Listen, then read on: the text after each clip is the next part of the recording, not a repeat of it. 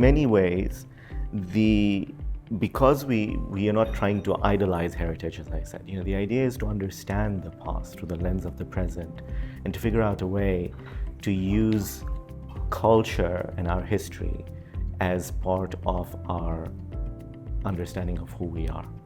So when we look at the Ismailis Center in Dubai as an example, right? It is an ambassadorial building.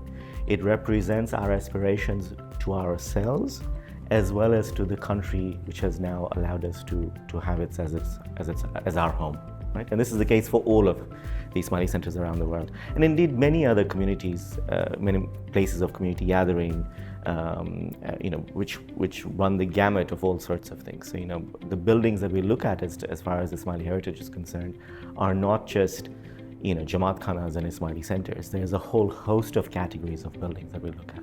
And in the larger sense, this is true, of course, of the Muslim world as a whole. It is true of the Christian world as a whole and of any religious tradition. There are more to its peoples and to its belief system than simply its spaces of prayer and gathering.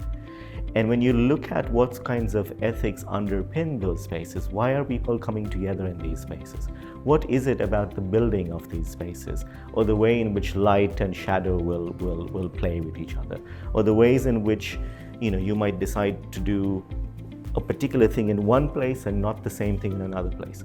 Those decisions, those choices are about who we see ourselves as and what kinds of things we enable for other people. Churchill very famously said, that we inhabit buildings as much as buildings inhabit us. And I think there's a really powerful line around the way in which our built environment affects the way in which we behave ourselves and treat other people. And again, I think our 49th Imam was very clear about the power of buildings to do that and what they enable us to do. So whether we look at health, university hospitals, we look at hospitals themselves, we look at schools, we look at spaces of worship and gathering, all of these sorts of places tell us on a recurring basis the kinds of choices we are making about who we are and what we are trying to demonstrate to everybody else as well.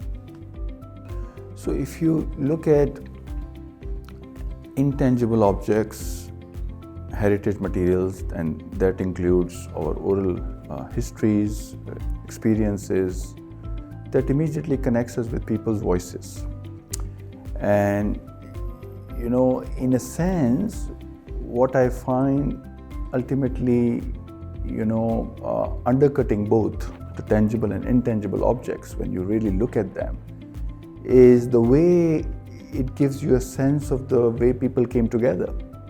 So before I come to the oral histories, just very quickly, if you look at a piece of manuscript, like if you look at a Quran manuscript, as opposed to a modern book, already in that manuscript you see so many people coming together and producing that one artifact. So you have illuminators, you have calligraphers, you have scholars who not only write the Quran but also sometimes write the marginal commentaries.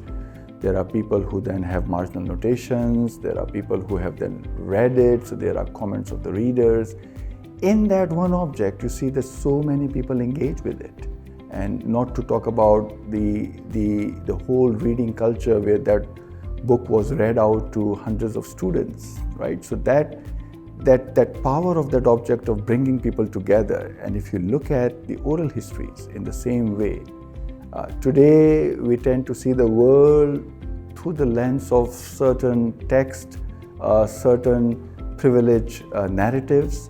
And I think it's important for us to shift the focus and look at people's voices in their own terms, in the context in which they organically make sense. So how an Ismaili in Gilgit-Baltistan in northern Pakistan felt about what it means to be an Ismaili in that region for hundreds of years. How that made sense to somebody who came from Dar es Salaam, from Europe, somewhere in Europe, somewhere in North America. These voices tell us that there were different ways of being what we are, as Fayaz was talking about, the rootedness. And that ultimately shows the power of stories in being comfortable in what they were. And I think what we are trying to do, you ask about Muslim values, At the end of the day, there is no one way of, and that's where we sometimes shift between Islamic and Muslim, because there are multiple ways of being Muslim, being comfortable with what our values are. So they have that sense of organic rootedness in the regions where those voices are coming from. And I think that's very important to us to preserve and then pass them on.